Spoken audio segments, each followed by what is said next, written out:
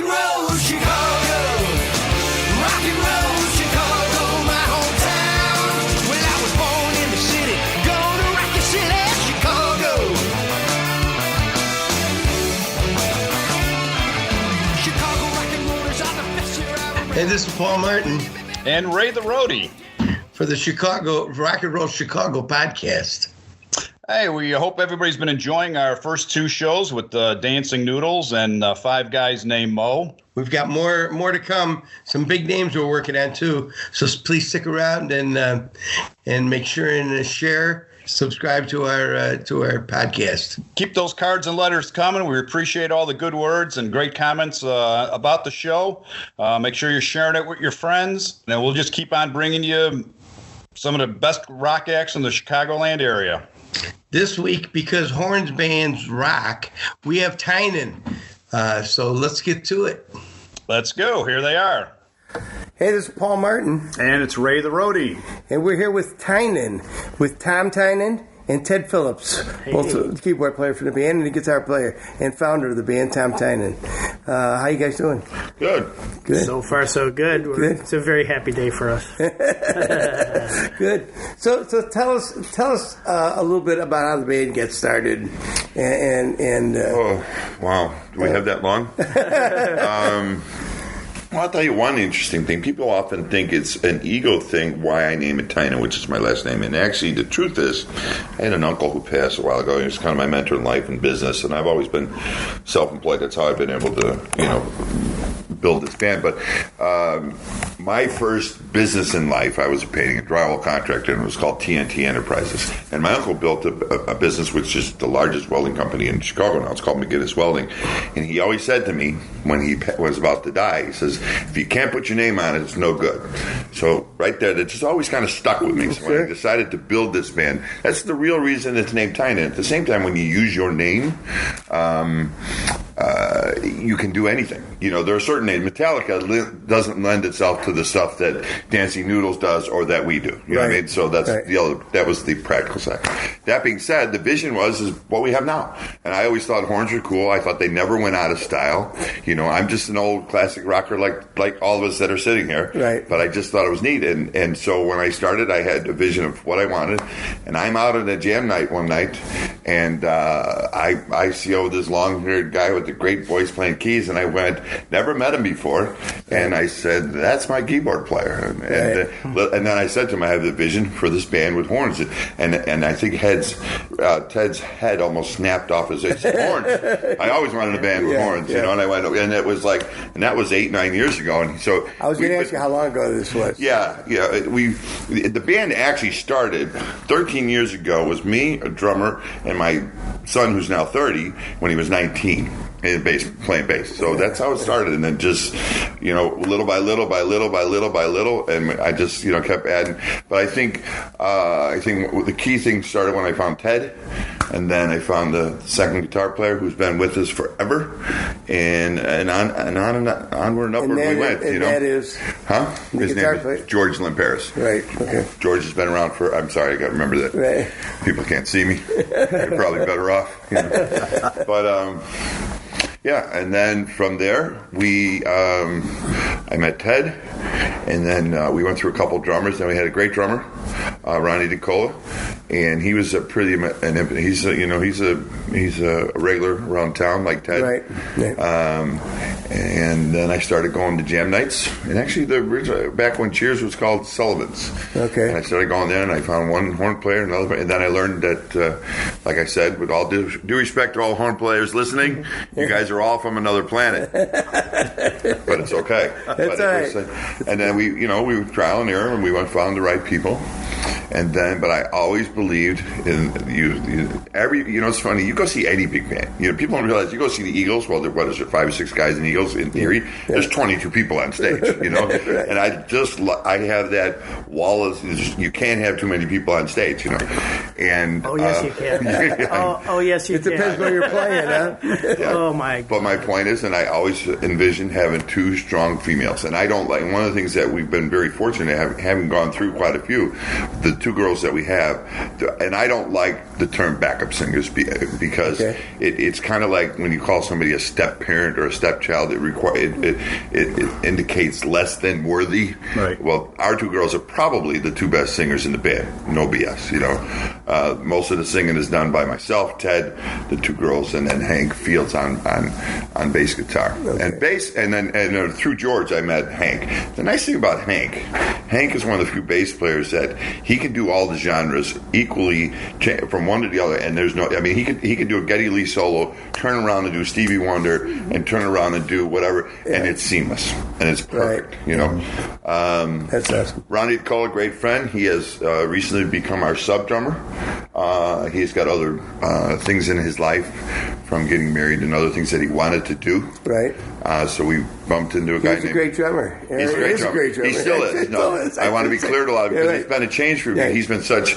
You know, he's been the hub of this wheel for so long. You know, now that we've gone out with Derek Burnell.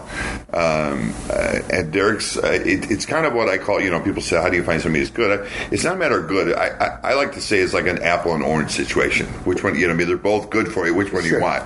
So there are certain things we've learned. That he's the only guy... Listen, Ted and I looked for a long time to find the guy that came even close to Ronnie. Yeah. You know, we found that Ronnie was starting to have other things that he wanted to do, and there's no hard feelings. It's all a fit thing. You know? Yeah, and he seemed, and right now at this point in time, and I want to say this and I want this to be received right. He's the right guy at the right time. Right. I mean, Derek really is. As far as our first string horn section, Jeff Redmond on trumpet, Doug Daniels on saxophone, and then Ty Stanlin on trombone. Now Ty is, I mean, I got shoestrings older than this kid, but he's like, what is Ty, 24, 25? Yeah, around there, yeah. Yeah, and he's been playing trombone since he was 6. He's one of these prodigy kids that are just amazing. Yeah. You know, just so. So this is the core of your band. And as far as writers, a couple of people are surprised at this. Most of the originals that we did were done by, actually Ronnie, but Ted and myself. And as I think that we'll and Jeff has one, but we're right now we're getting ready for fest season. And then from there, we're going to, second half of the year, we're going to work on our next one. We plan on going to Nashville in January. And then we're going to do our first kind of winter tour, shall we say.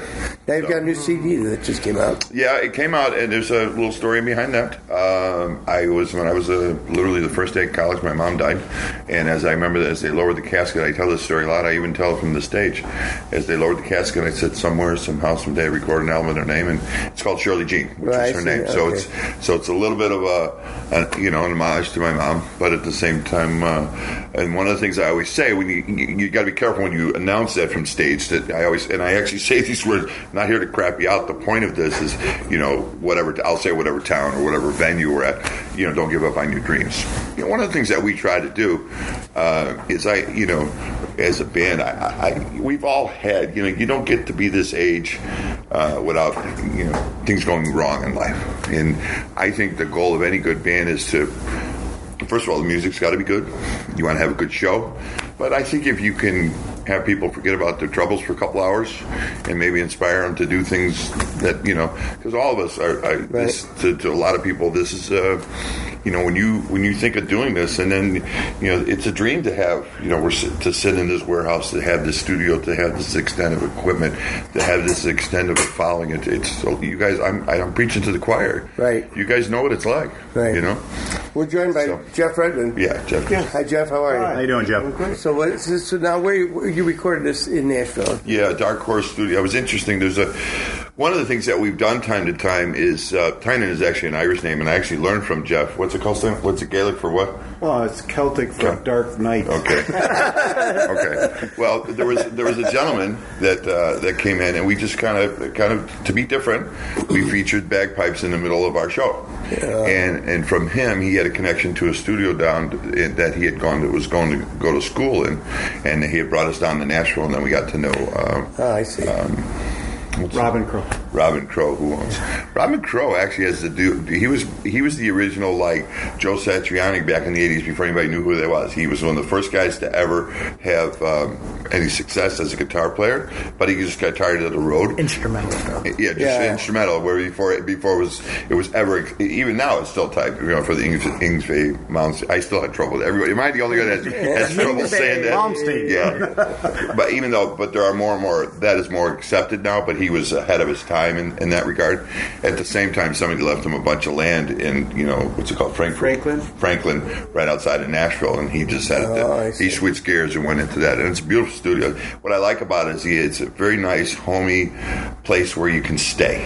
Oh, nice. People say, why do you go down to Nashville? Because, there's a lot of places in Chicago, this, that, and the other, but it was really neat to have everybody there, because you can focus on it, and it's, I think, and that's why I'll always go back. But we really got lucky into it. Their head engineer is a guy named Dave Hagen, and he's really an engineer / producer. So for a bunch of, people that from all different levels of recording ability that went down, we actually did a nice job for really not knowing what the hell we were doing. I mean, to a certain extent, Well, folks, that's the end of the show. No, we discovered how to put it together when we were down there, right? And we discovered a lot of talents with a lot of us have. Oh yeah, that was the cool thing is we actually went down there. We were.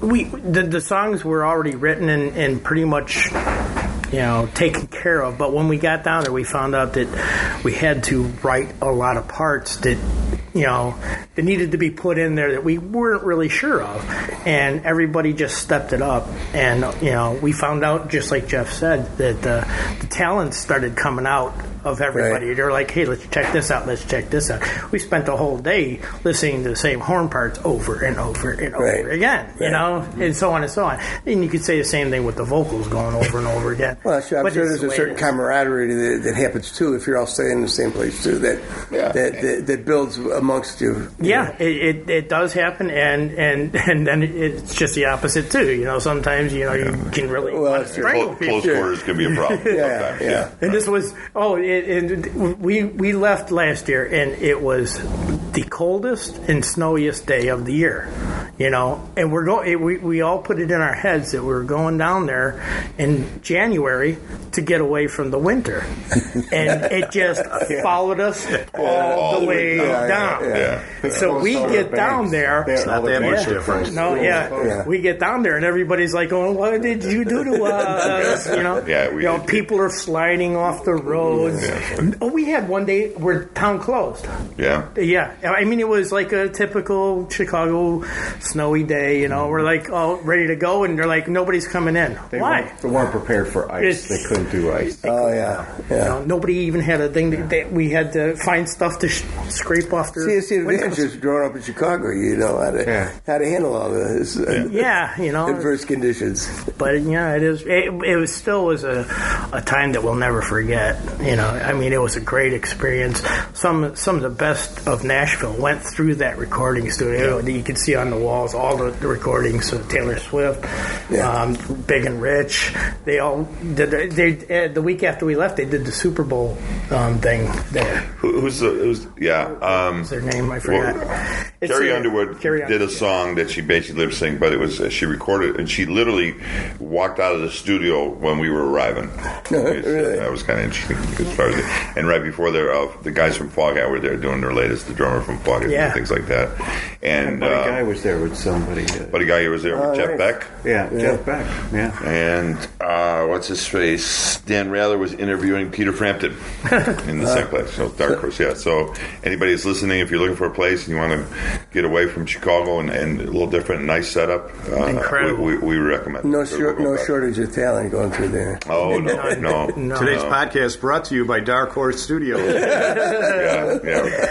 Pay us. No kidding. Tell me about some of the songs that are on the. Well, how did you pick the songs? Well, I'll tell you what. I'll start off. I brought a couple of songs that I actually wrote a long time ago, almost 20 years ago. Okay.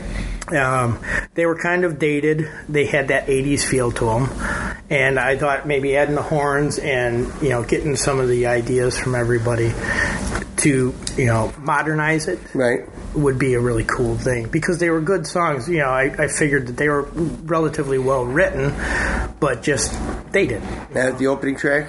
It is the opening track, The Same World. Same is World, the yeah. very first one. And I wrote that my actually in Salt Lake City, so I know it was around 1987 when I wrote that Right. song, because my son was born in Utah. Right. And my brother I wrote see. the lyrics for that. I wrote the music for it.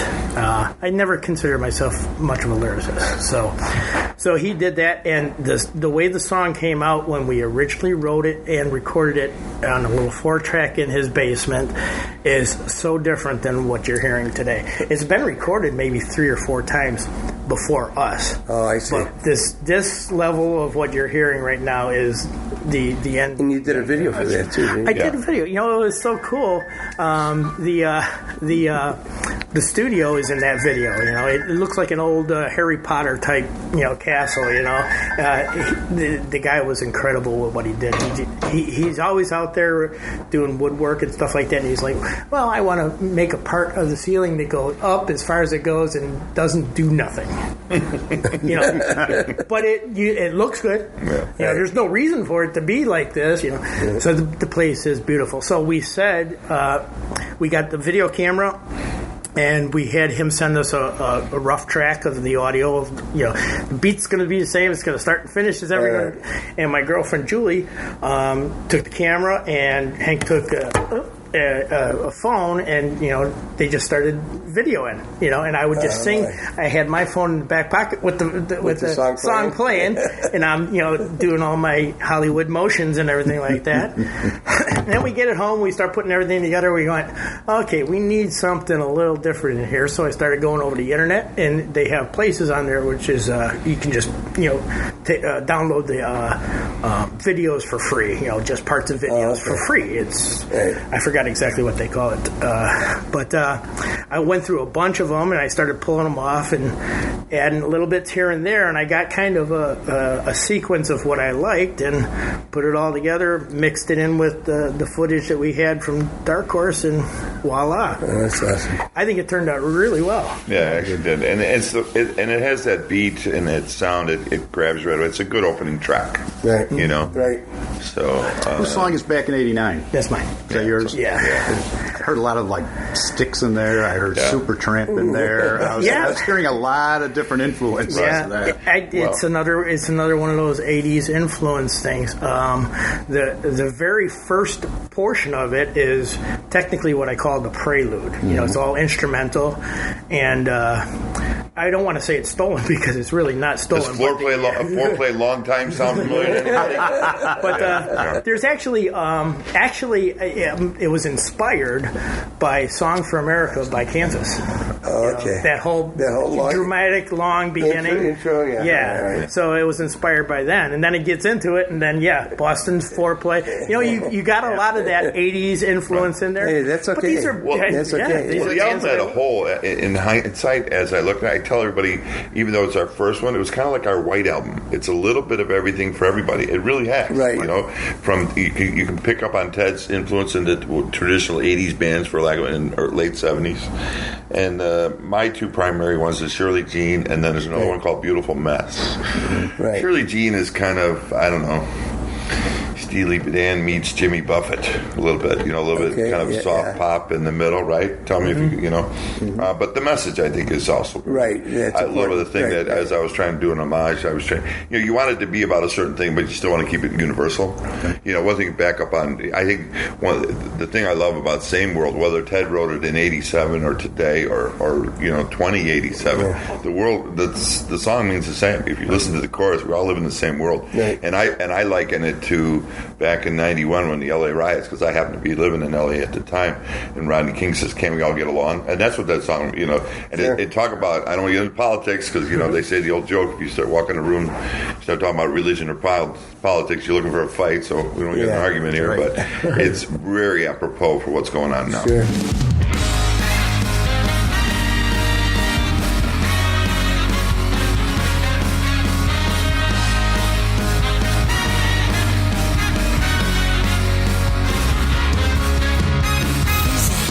There's only one sure thing, lose it that American dream thing changes. They keep coming on, changes. And soon we're singing our own song. To touch a shooting star together. No telling just how far we'll go. Oh no. Just open your mind, take a look at the signs. I know what you find. We're all living in the same world.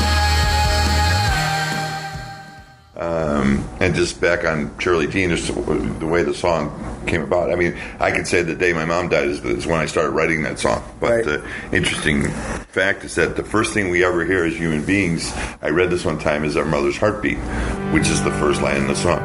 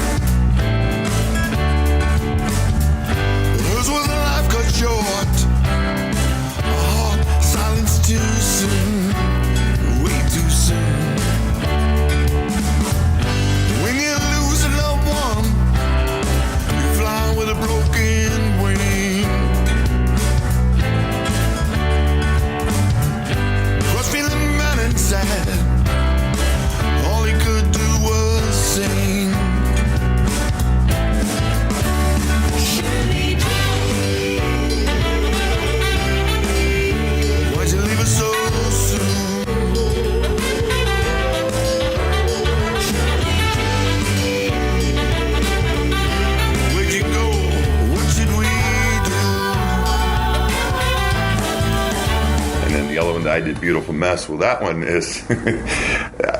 I was talking to somebody one time, and my head snapped because they said, remember, at Best Life, Tom is just a beautiful mess. And it was one of those, and that's what started with it. Right. So what I did is I took different pieces of every genre. Like if Hank was sitting here, he says, that song has Dave Matthews, Frank Zappa, Chicago. I mean, I did that on purpose because, if you read the lyrics, so I wanted a little piece of everything. Right. That's cool. Very good. Jeff, you had a lot to do with a lot of the writings and stuff like that down there. It's for the people that are listening and everything. With a band like Tynan, you actually have sections. You got the horn section, you got the rhythm section, and you got the girls, which we said are not backup singers, but they're singers. So you got these little sections, and each we had to work differently, separately, and then together. Right. But Jeff's experience down there with the horn section. I mean, we had to leave, and these guys just went off and did their own thing up in this little loft. It was off in a loft. It was beautiful. Right. So everybody had different parts of the studio where they could kind of work on stuff. Right. Yeah. Did you want to talk about that? I thought it was obviously a great experience, and we discovered a lot of talents within the horn section that we had, and. We had originally had a writer set up to write horn parts, and it fell through. And so we arrived in Nashville not knowing exactly what we were going to do yet. And Doug was... sax player. Doug Daniels, who has written a lot of horn parts, stepped up and started writing some stuff. And I thought they turned out really nice. They were very, very catchy and very apropos to the piece of music. And we were talking about Beautiful Mess. That Beautiful Mess was just a bear to work with because it started to become so repetitious, and we just didn't know what to do with it, and it was frustrating. I mean, we literally hated that tune when the horn. These guys were done with a lot of it, and the horn section was now it's time to put our spin on things, and we started crabbing and just cursing out this piece of music and stuff like this. And finally, we just kind of let loose. We added special effects to the trumpet. I added like a wah pedal and a flange or a phase shifter kind of thing to it. And then it became kind of psychedelic in nature. And then at the end of it, we were just tired, really tired, and just started wailing our butts off on it. And it became a beautiful mess. And and it saved the song. It really did. A lot of just... What he's not telling you, they all, I'm sure behind closed doors, they went, Tom wrote this song, so we're stuck with it. So we better fix it. No, we knew we had to make it happen. I understand, but I'm making light, but we're respectful of it. But and as it turned out, the one that we just really kind of disliked the least. I teach some young kids during the day now, and I was playing some stuff for them, and the young kids just really love the tune a lot because it's quirky and it's different sounding and it's punchy and no pun intended. It's become the dark horse song on the CD. Yeah, so for younger kids, it was like, oh, that's really cool. And I'm like, oh, we hated it.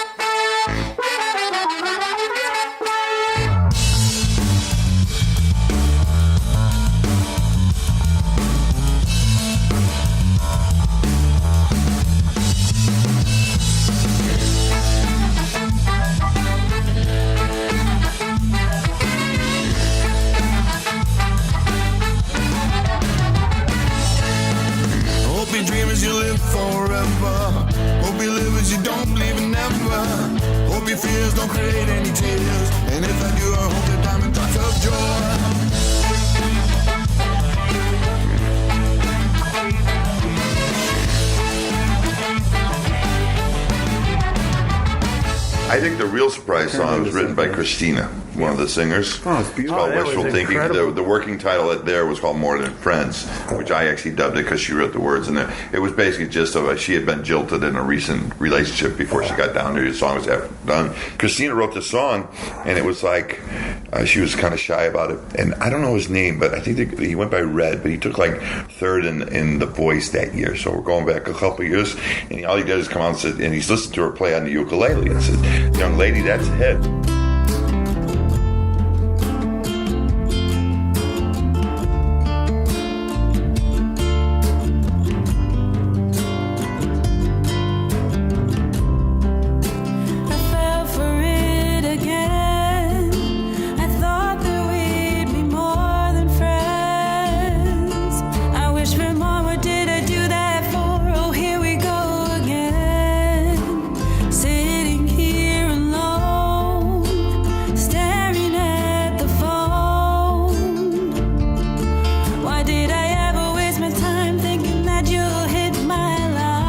That's 80s stuff, my eclectic stuff.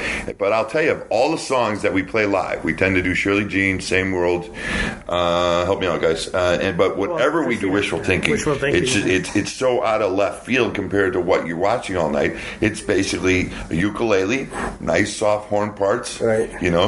And I get to show off my great work on my kabasa. That's the only thing I do in this song, which I feel kind of strict. But somebody's got to do it, right? Right. But there's very nice George Lemperis on guitar does a very nice on a nylon string classical guitar solo. Her name is Christina Kelly. She has a phenomenal voice. The two girls together are phenomenal. And who's the other girl? Her name is Eli Shabo. Okay. Or Liz. And interesting thing, I don't know if you even know the guys know this. The reason she uses Eli, because unfortunately it is still a male dominant word. So when she puts Eli, they don't know whether it's a girl or a guy or not. And it tends to, she gets less prejudiced till she walks in the room. Yeah, because she had some band leader roles that she was filling. And Eli works with the head of a band. But they've been together for a while, and what's neat is they have the perfect blend, and in terms of what I like about their dedicated in terms of visually show wise, they really work on their moves, and there's something that Jeff has worked with the horns. The next big phase for Tynan, for people who don't understand, when Ted said this is a big day for us, we're really trying to beef up our visual this year. It's a big thing for us, as you guys see all this, So that's really our next level, to really just have a show where everybody goes, I just want from the time it starts till it's done, everybody just stands and goes, wow. You know, that's what you want. Sure. So that's what. Sure. Oh, yeah. Visual is part of and sound, and it's all part of the whole. Well, I think at some point after Dancing Noodles, I'm in a rush. All these bands, at some point, the level of my opinion, the level of professionalism in the music is kind of assumed. You're going to hear a good band. Okay, but what are you going to do beyond that? This is, what are you going to do for us visually? That's kind of... Yeah. Right. So. Well, I also, too, like Jose said, from the Five Guys Named Mo, we are 100% live, too. Yeah. Right, sure. I say this at all the shows. Right.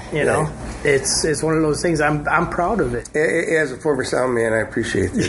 Yeah. I really do. Well, and you've always were very kind to us. So people have, Paul ran sound for us at the Blue Chip Casino quite a few times, and he was one of our. He used to look for us. We actually have a new guy that I call him the new Paul. I don't even know, but we'll be there Friday. But he always makes his schedule for that type of thing. And most people don't know that I used to work for you. I used to be with KC Sound, or it's KC Audio, doing sound for the Dancing Noodles back when I was 21 years old and just barely able to get into the bar, and then we happened to meet up years and years later, and we're like, holy, it's incredible, but that's the whole thing is I say at every show is there's a reason why we have 10 people on stage, and that's because everybody is actually playing their instrument, we don't have any needs. Now where can someone get CD? It's both on download and on CD format, and you can literally get it pretty much anywhere digitally, like through Amazon.com. CD Baby is the one that created it for us, so they're the distributors. But you can go through Amazon.com. Any of the .coms that sell CDs, you can get it through there. You're either in a download format or you can order the CD. But ideally, we would like for you to come out to the show and purchase one at the show. So because I was teaching some ukulele lessons, and I pulled up Christine's number, and the girl that I was teaching liked that, and she found it on iTunes, and just downloaded it and was working on it there, and they're pretty nice quality recordings. The CD Baby. Can you request Shirley Jean or on Spotify or actually it's literally available everywhere. CD Baby, and I'm giving them a plug here and everything, but they do a great job. Yes, they do. Yes. They this really portion of the podcast is brought to you by CD Baby. Ring the bell. Ding, ding, ding, ding, ding, A little bit of trivia. There's a DJ in Rome, Italy that somehow came across the CD, and Shirley Jean itself, the last we heard, was like in the top 200 or something. The track itself. So until it gets to the top 40, we'll all be sitting in bridge. In the digital world, I can track all the downloads and the streamings and everything. It's incredible where this thing goes. Mm-hmm. It really is incredible. It's literally all over the world. Right. One thing that I did actually want to talk about on that CD is a song that we did 7 cover songs. Okay. Right. Which at the time I thought was absolutely ridiculous because I wanted to do all originals, but Tom had more insight than I did at this time for this. And nice one way of the to put songs, well, one of the songs that I tried to push to get onto the CD was "Get It On" by Chase. And I didn't. Oh, I'm sorry. I should have let you ask. But not everybody was too comfortable about recording that song, And I just wanted to have the core of it, We ended up doing it, and ultimately, Ron Romero is the director of the Rock and Roll Museum in Joliet, and has the compilations, the Volume 1. Right. What's the actual CD called? I forgot. It's going to kill me. But it's Volume 1 from the Rock and Roll Museum in Joliet. And we are on that along with you guys from Hammer Rush and Five Guys Named Mo. There's the Millennials are on there. A lot of the local bands, great bands. And the CD turned out fantastic. Yes. He did a wonderful job on it. And we were proud and fortunate enough to get that recording from our album onto that CD too. Right. Yeah, I was a little reluctant to even record it because without 5 trumpets and Chase's band, it's not the same tune. Right? Yeah, when we're talking about how the horn section is from a different planet, I mean, there's a reason why, because what he just said, you got 5 trumpets, and now you're expecting a trombone player to do what the trumpet's doing. You want to watch Ty go nuts, have him watch Get It On. When he gets done, he's got to take a nap, and the guy's only 24 years old. I didn't. You go ahead and finish. I'm sorry. I was just saying, so all the while I'm recording it, I'm thinking, well, I could put this parts up where Chase plays his parts, but Ted sings very, very well on it, and it's quite presentable, and we put it in a place where I think it works well. And you get a flavor of what Bill Chase did with it at the same time. Where'd that voice come from, Ted? You know what? Here, you go back to all of the ties. My brother was a singer for the band Justice, who Terry Canning and Roman both played in before they got into the whole Teenage Radiation cartoon, not cartoon, Dancing Noodles and everything like that.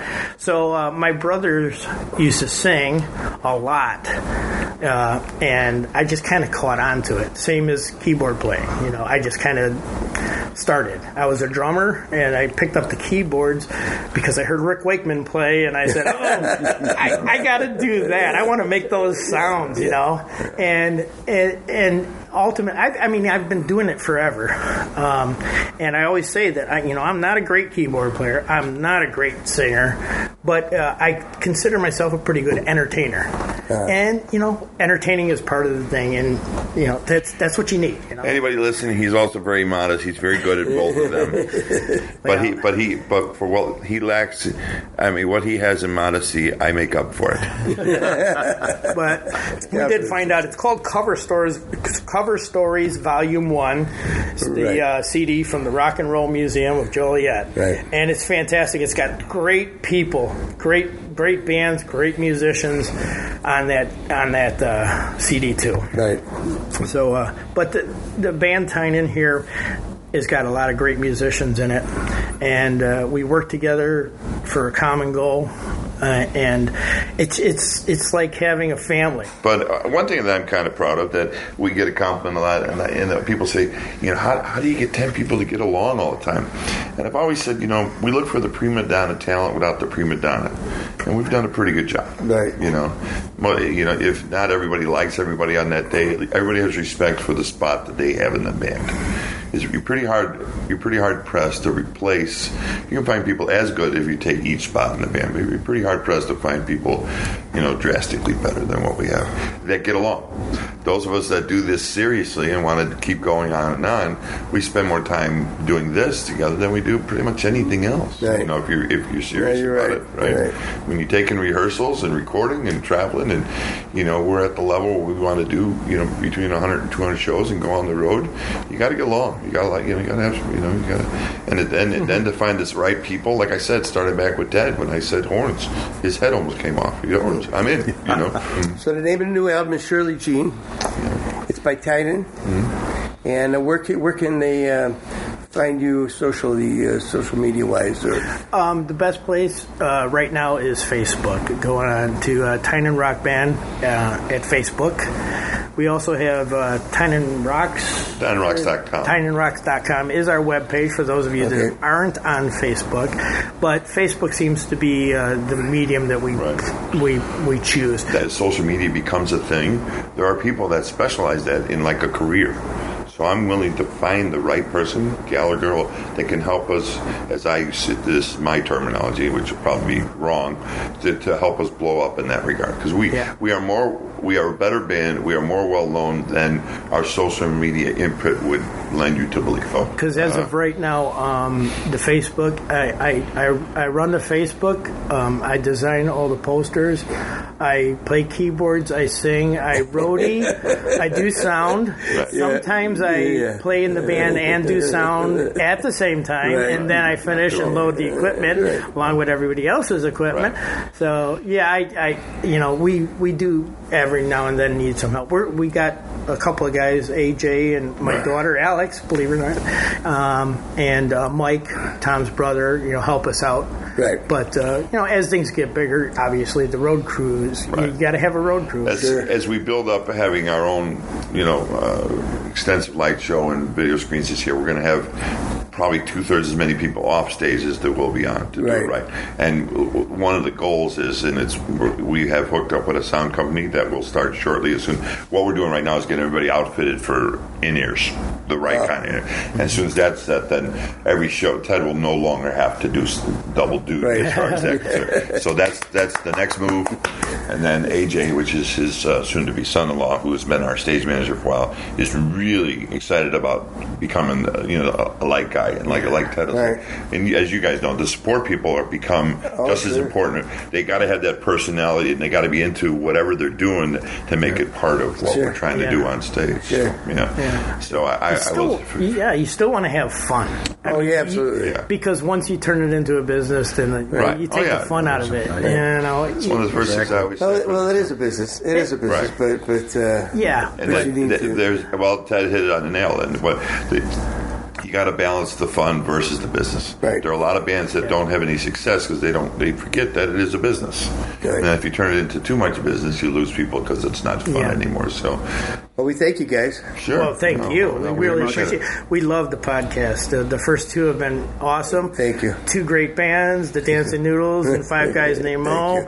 Been around forever, and I see them whenever I can.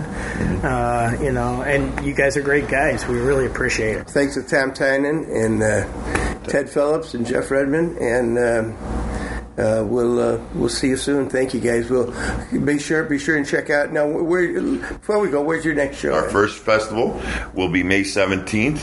It's in Bensenville. Our second one is May 19th in the Taste of Glen Ellen, and in between there we'll actually be in Pheasant Run. But between May 17th and September 29th right now, we're pacing for about 70 shows. It sounds like you're keeping busy. Yeah, we're trying. It's a good thing. Yes. It's a very good thing. Yes. We're trying to get to the point where the band is how the band makes a living, and how we can go on the road and see how far we can go. That's the next level for us. Cool. Well, thank you, guys. Appreciate it. Thank you. Thanks, guys. We'll see you guys out there. All right. And it's Paul. And Ray. That was a heck of a lot of fun with them guys from Tynan, wasn't it? Yes, it was, because horn bands rock. Yes, and they do. Horn bands rock. And they definitely do rock. Yes, they do. A bunch of good guys. They got a lot of shows coming up this concert festival season. They said they were going to be doing like over 100 dates. It's a lot of work out there. Yes, it is. And be sure and pick up their new CD called Shirley Jean. It's by Tynan. You can download it digitally or go to one of their shows and pick it up. Exactly.